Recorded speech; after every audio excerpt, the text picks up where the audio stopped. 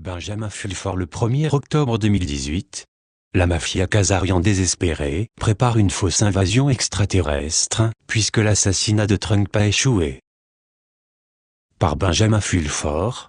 La mafia Khazarian prépare une fausse invasion extraterrestre suite à l'échec de leur dernière tentative d'assassiner le président des États-Unis, Donald Trump, selon le Pentagone et des sources de la CIA. La tentative d'assassinat a eu lieu sous la forme d'un missile qui a été tiré sur Air Force One par un sous-marin israélien, indiquent des sources du Pentagone. La vie imite l'art, car la chasse à l'Octobre Rouge peut signifier que les sous-marins des Israéliens et de la Kabbale sont tombés. La surprise d'octobre pourrait être sanglante, ajoutent les sources. Il est maintenant évident que la mafia Khazarian a tout mis en œuvre pour retarder la confirmation de Brett Kavanaugh à la Cour suprême afin de gagner du temps pour leur tentative d'assassinat. Au lieu de cela, leurs gestes se retournent contre eux, et fortement, alors que le Sénat se prépare à intenter une action en justice contre les personnes qui portent de fausses accusations contre Kavanaugh. Voici ce que vous pouvez voir de la confirmation, sur le site même du comité judiciaire du Sénat. Des sources du Pentagone expliquent que l'enquête du FBI sur Kavanaugh non seulement blanchira son nom, mais se transformera en attaque contre ses accusateurs qui sont payés, les démocrates et l'État profond. En outre, Kavanaugh a 53 voix et peut être confirmé le 3 octobre, quand Trump enverra des alertes textes à tous les téléphones portables, ajoutent les sources. Dans ce contexte, il est intéressant de noter que les branches suisses, françaises et britanniques de la famille Rothschild ont ouvert des lignes de communication avec la société Dragon Blanc pour savoir s'il n'est pas trop tard pour se rendre et accepter des audiences de vérité et réconciliation style sud-africaine. De toute évidence, la perspective très réelle des tribunaux militaires et des pelotons d'exécution leur a fait prendre conscience que la partie est vraiment terminée pour eux s'ils ne font rien. Nous avons également reçu la communication suivante du chef des services clandestins de la CIA en 30, expurgé pour protéger la source, travaillant à l'ambassade des États-Unis du 30-30. Ça concerne les Rothschild. Mon copain est un ami personnel de Nathaniel de Rothschild, lequel mène une vie très calme et discrète à NYC. Ils sont allés à la Harvard Business School ensemble à l'époque. Il s'agit de l'Antarctique, où l'Antarctique ouvre un wormhole. Oui. Il y a là-bas une ouverture vers d'autres dimensions. En raison des déplacements magnétiques extrêmement élevés qui se produisent dans et près de l'Antarctique, il s'agit littéralement de déchirer un nouveau tissage dans le domaine des dimensions. C'est la raison pour laquelle tous ces chefs de gouvernement se sont rendus là-bas. C'est pourquoi ils ont fermé l'Antarctique au public et ainsi de suite. Le public ne reçoit que 5% de l'histoire. Et maintenant tu en as la version de l'autre côté. Ce message a déclenché mon alarme à l'extrême, parce que c'est cette même source qui m'a déjà envoyé des histoires sur les cités sous la glace en Antarctique, qui ont été extraites en gros d'un scénario de film dans les années 80. En outre, ils envoient comme preuve un lien vers un article du torchon de la propagande khazariane, Popular Mécanique, qui a été largement discrédité et ridiculisé. La raison pour laquelle je partage cela avec mes lecteurs est que l'expéditeur cite un criminel de guerre de la CIA, responsable de centaines de milliers de morts, et qui est donc certainement l'une des personnes qui craignent le plus les tribunaux militaires. Il est également lié à la faction nazie de Bush. L'autre raison pour laquelle je le partage avec mes lecteurs, c'est que lorsque je suis allé visiter les francs-maçons P2 en Italie, qui adorent le soleil noir, ils m'ont montré la technologie dont ils disposent pour projeter dans le ciel des images sur des kilomètres de large. En d'autres termes, il est fort possible que, maintenant que l'offre d'assassinat Trump a échoué, ils pourraient utiliser des hologrammes pour le faux scénario d'invasion alien que Henry Kissinger a déjà mentionné dans le passé. Aujourd'hui, l'Amérique serait scandalisée si les troupes de l'ONU entraient à Los Angeles pour rétablir l'ordre, en référence à l'émeute de 1991 à Los Angeles.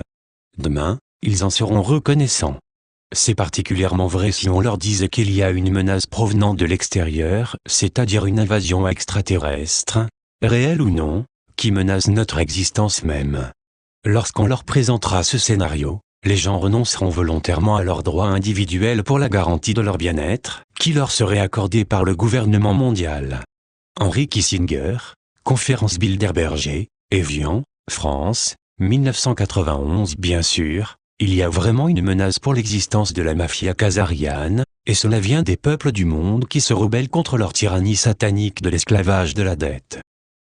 Dans ce contexte, il convient également de noter qu'une réplique de l'arche babylonienne de Baal, également connue sous les noms de porte de Satan, a été érigée à Washington, D.C. au moment même où le festival de diffamation contre le juge Kavanaugh était en pleine action. Cela s'est accompagné d'une poussée simultanée de militants liés à Daesh pour reprendre le site d'origine de l'arche à Palmyre, en Syrie. Vous ne pouvez pas inventer ce genre de choses.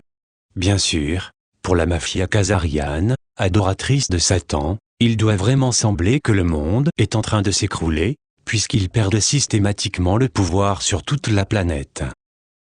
Au Brésil, par exemple, un lecteur a fait remarquer que le candidat présidentiel de droite, Jair Messias Bolsonaro, a été hospitalisé dans un hôpital sioniste appelé Albert Einstein, dans la ville de São Paulo, après avoir été poignardé le 6 septembre 2018.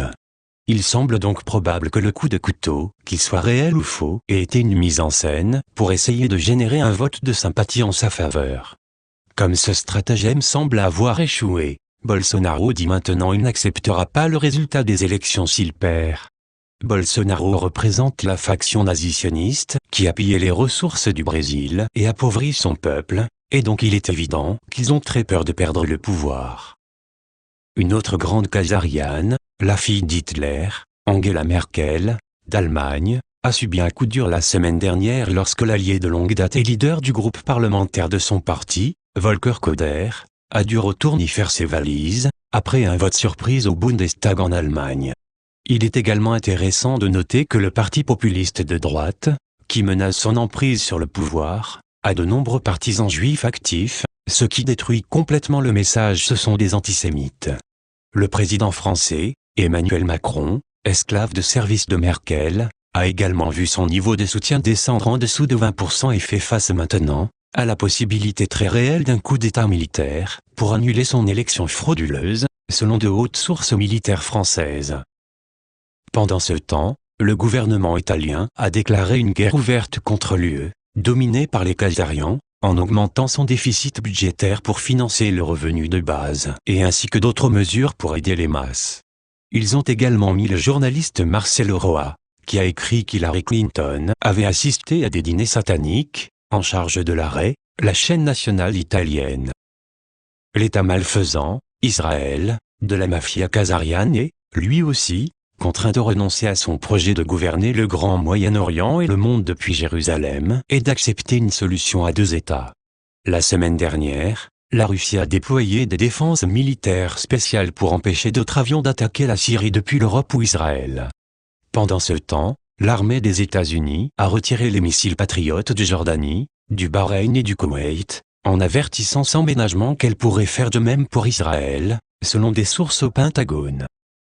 La mafia khazariane tente également de rester au pouvoir en utilisant son histoire. Le carbone cause le réchauffement planétaire comme excuse pour former un gouvernement mondial. Leur principal instrument à cet effet est le groupe d'experts intergouvernemental sur l'évolution du climat, GIEC, qui prétend compter 195 pays membres et qui devrait publier sous peu un autre rapport alarmant. Tout ce que je vais dire au sujet de ces gens à ce stade-ci, c'est que si je payais assez d'argent, je pourrais avoir 200 putes pour dire qu'elles m'aiment, mais cela ne rendrait pas les choses vraies pour autant. Dans son discours à l'ONU la semaine dernière, Donald Trump s'est fait le porte-parole de beaucoup de gens lorsqu'il a déclaré « Nous n'abandonnerons jamais la souveraineté des États-Unis à une bureaucratie mondiale non élue et irresponsable. » Cependant, cela ne signifie pas que nous n'ayons pas un besoin urgent de changer la façon dont nous gérons cette planète. Nous sommes au milieu de la plus grande crise d'extinction depuis que les dinosaures ont été anéantis par une météorite, il y a 65 millions d'années. Il ne s'agit pas d'un réchauffement de la planète, mais plutôt de destruction des habitats naturels, de pollution et de surpêche. Le système financier babylonien actuel, contrôlé par la mafia khazariane, draine également des ressources, non seulement des pauvres, mais aussi de l'environnement naturel, car il alimente le trou noir de toute la richesse mondiale, qui se concentre dans les mains de quelques centaines d'individus. Voici un exemple d'une récente mission des forces spéciales des États-Unis à Bornéo, pour récupérer des tonnes d'argent gaspillé par la famille Clinton. Une source de la CIA en Indonésie a personnellement confirmé la véracité de l'histoire du lien ci-dessous.